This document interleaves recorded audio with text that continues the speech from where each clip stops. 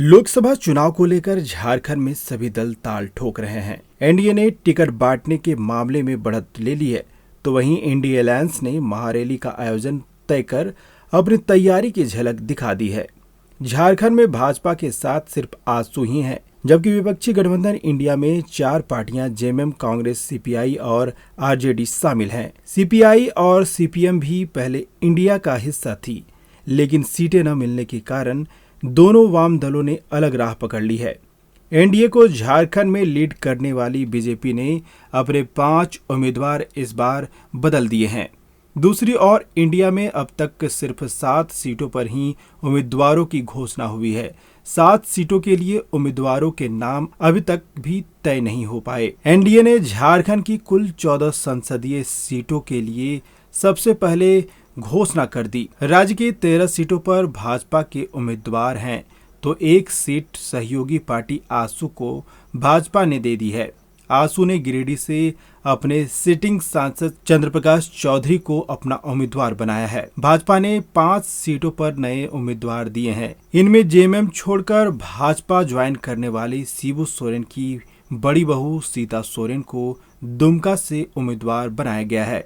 सिंहभूम से पिछला चुनाव कांग्रेस के टिकट पर जीतने वाली पूर्व सीएम मधु कोड़ा की पत्नी गीता कोड़ा इस बार भी वहीं से भाजपा के टिकट पर चुनाव लड़ेंगे। धनबाद में जीत की हैट्रिक लगा चुके पशुपतिनाथ सिंह का टिकट भाजपा ने इस बार काट दिया है। उनकी जगह भाजपा के बाघमारा से विधायक ढुल्लू महतो को पार्टी ने मौका दिया है। दुमका, चतरा और हजारीबाग में भी भाजपा ने अपने उम्मीदवार बदल दिए हैं। दुमका में पार्टी ने अपने सिटिंग सांसद सुनील सोरेन को टिकट दिया था, लेकिन सीता सोरेन के आ जाने से उनका टिकट वापस ले लिया गया। हजारीबाग में जयंत सिन्हा से भाजपा ने मुंह मोड़ा, तो चतरा में सुनील सिंह की जगह कालीचरण को मौका दिया है। इधर विपक्षी गठबंधन इंडिया अभी तक सिर्फ 7 सीटों पर ही उम्मीदवारों की घोषणा कर पाई है।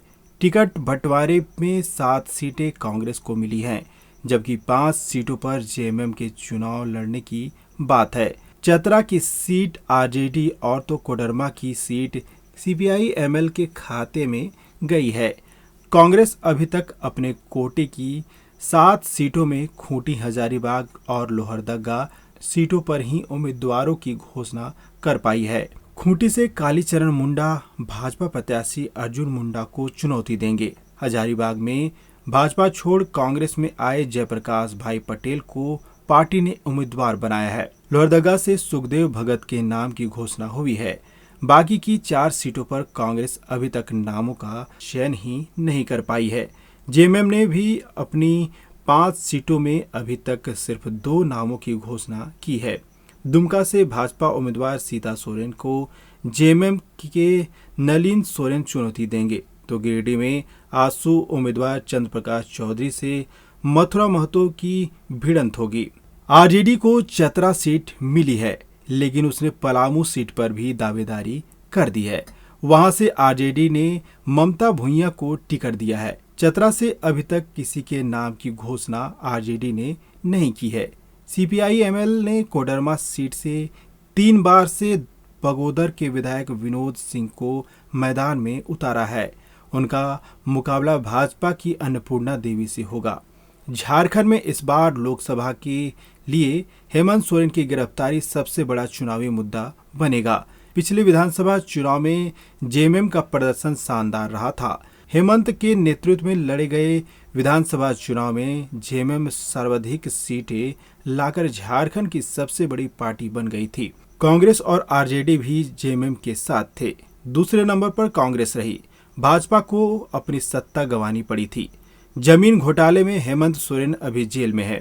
उनकी जगह जेएमएम की ओर से पत्नी कल्पना सोरेन पार्टी और गठबंधन को लीड कर रही हैं। हाल ही कल्पना दिल्ली में हुई इंडिया अलायंस की रैली में शामिल हुई थीं। उन्होंने अपने हेमंत सोरेन की गिरफ्तारी का मुद्दा उठाया था। रांची के प्रभात तारा मैदान में इंडिया अलायंस की रैली होने वाली है। इसकी तैयारियों की समीक्षा भी अब कल्पना सोरेन ही कर रही हैं। रैली के माध्यम से गठबंधन के नेता हेमंत सोरेन को साजिशन गिरफ्तार करने का भाजपा पर आरोप मढ़ने और इसी आधार पर वोट की लोगों से अपील भी करेंगे। यानी दूसरे मुद्दे झारखंड में फिलहाल गौन हो गए हैं। गिरफ्तारी को भावनात्मक मुद्दा बनाकर विपक्षी गठबंधन भुनाने की कोशिश करेगा। वर्ष 2000 के बाद झारखंड गठन के बाद यह 5वां लोकसभा चुनाव है। आश्चर्य की बात है 2004 में हुए लोकसभा चुनाव में भाजपा को सिर्फ एक ही सीट मिली थी, लेकिन 2009 में उसकी सीटें 8 पर पहुंच गई। साल 2014 में भाजपा को 12 सीटें मिली हैं। 12 सीटें मिली तो 2019 में भाजपा आसू गठबंधन ने 12 का रिकॉर्ड कायम रखा।